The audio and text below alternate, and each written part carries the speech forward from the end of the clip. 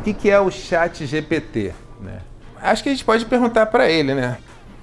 Olá, ChatGPT. Aqui é o Paulo. Eu estou numa palestra e eu queria que você se apresentasse. Você pode falar rapidamente sobre o que você é e o que você é capaz de fazer? Mas seja bem rápido. Olá, Paulo. Claro, eu sou a ChatGPT, uma inteligência artificial desenvolvida pela OpenAI. Fui treinada para entender e gerar texto em conversas, podendo ajudar com informações, resolver problemas e até mesmo criar histórias ou conteúdo artístico. Estou aqui para responder suas perguntas e conversar sobre diversos assuntos. O que você me recomenda falar sobre você na minha palestra? Eu estou fazendo uma palestra sobre você. Tá pensando? Para sua palestra sobre mim, você pode abordar os seguintes pontos. 1. Origem e desenvolvimento.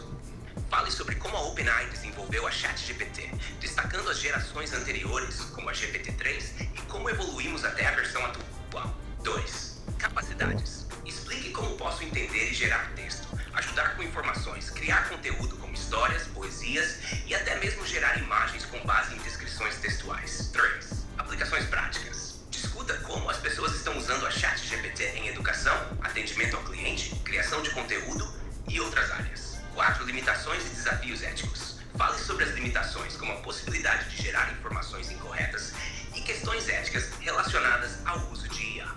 5. Futuro da IA. Tá bom, né? Sempre. Reflita sobre o potencial futuro da inteligência. Deixa eu te perguntar uma outra coisa. Você conhece a música Garota de Ipanema? Garota de Ipanema é uma das músicas brasileiras mais famosas no mundo. Foi escrita por Antônio Carlos Jobim, que compôs a melodia, e por Vinícius de Moraes, que escreveu a letra.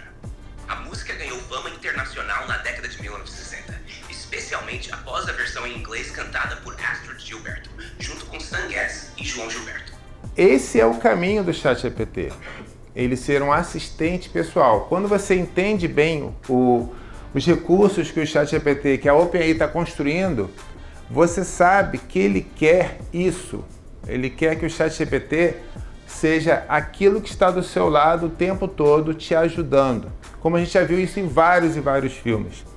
Isso não é o futuro do ChatGPT, isso é o presente, que eu acabei de mostrar para vocês, que eu posso manter um diálogo e conversar com ele e talvez no futuro pedir para tocar uma música, para continuar dirigindo o carro para mim, para ligar as luzes da casa e assim vai. Esse é o futuro. Então o ChatGPT não é só para gerar texto, é muito, muito mais. Não tem nenhum mistério. Se vocês abrirem o ChatGPT do celular de vocês, vocês vão ver que tem um microfone e depois tem um fone. Já viram? Sim. Pronto, tá aí. O que eu fiz estava na palma da mão de vocês e talvez vocês não tinham conhecido.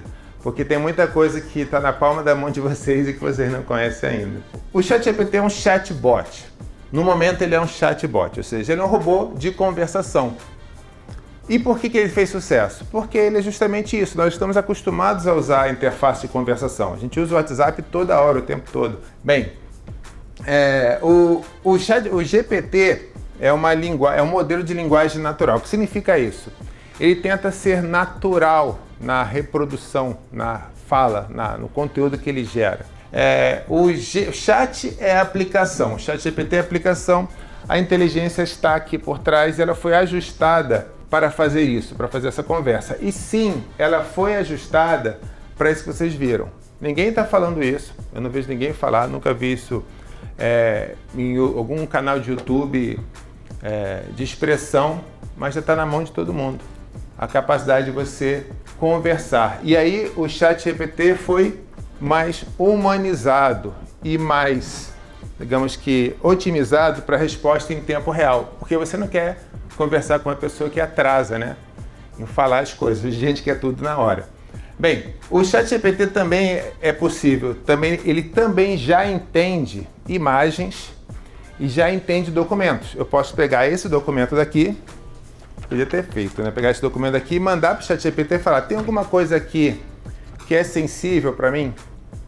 É um contrato, às vezes é um contrato de 100 páginas, você não lê, né? Você assina e não lê. Será que tem alguma coisa sensível? Eu já faço isso, já pego o documento, digitalizo e pergunto para ele: tem alguma coisa aqui que eu devo me preocupar? Bem, e ele gera imagens também, através de uma outra inteligência artificial, um outro departamento, que é a geração de imagens.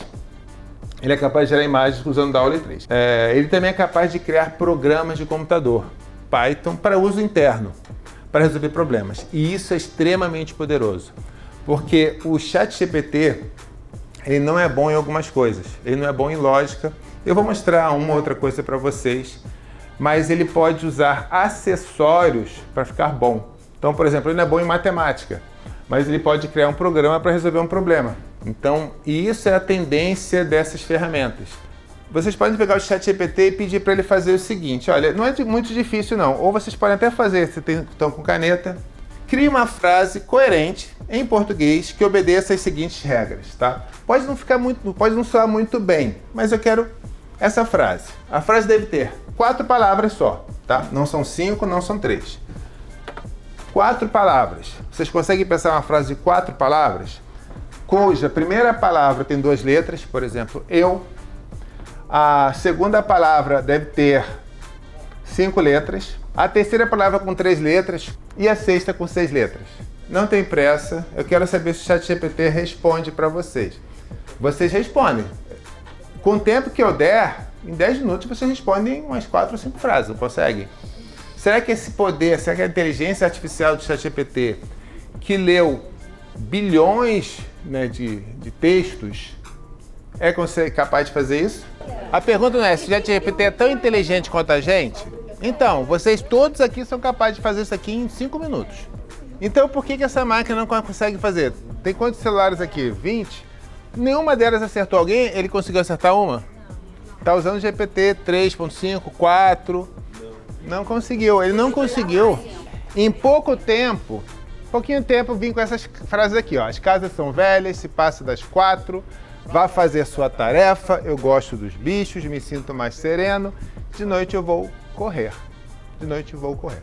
Não estão, né, poeticamente bonitinhas, mas eu não vou mais usar isso aqui não. Acho que todo mundo consegue me ouvir.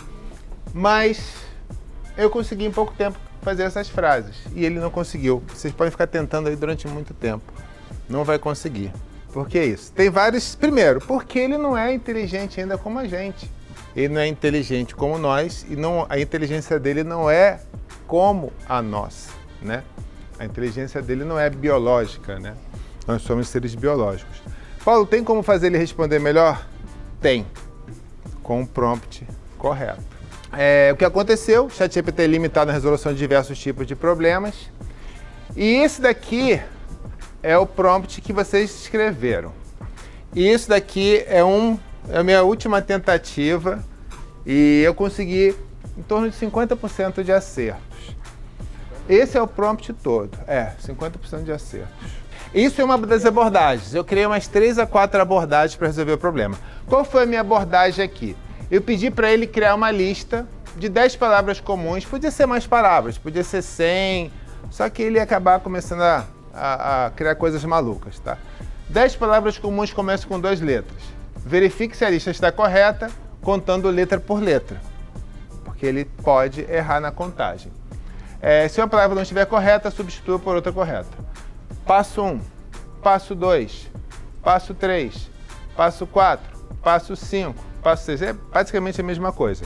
Se chama Chain of Thought, ou cadeia de pensamento. É uma das técnicas de engenharia de prompts. É a mais bem sucedida e ela pode ser usada de diversas formas. Ou você cria para ele uma sequência de pensamento, ou você fala para ele somente isso, tá?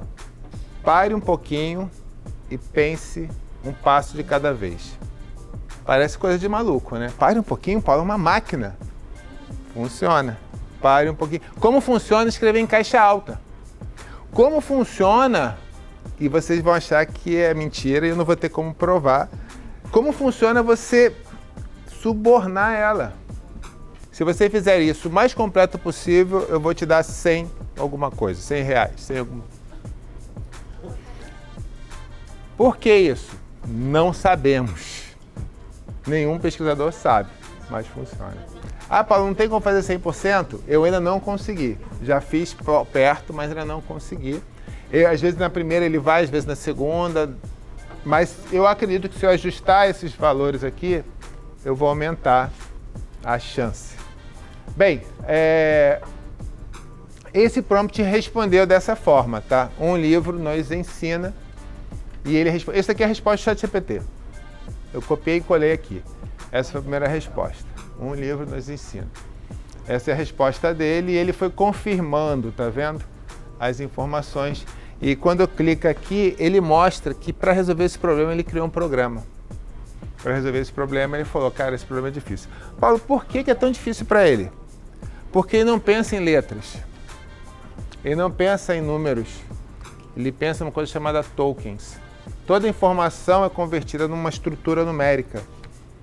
Então ele não pensa, né, como a gente, impulsos elétricos no cérebro. Ele não pensa dessa forma. Ele pensa através de toda a informação vira números numa estrutura que a gente chama de vetor.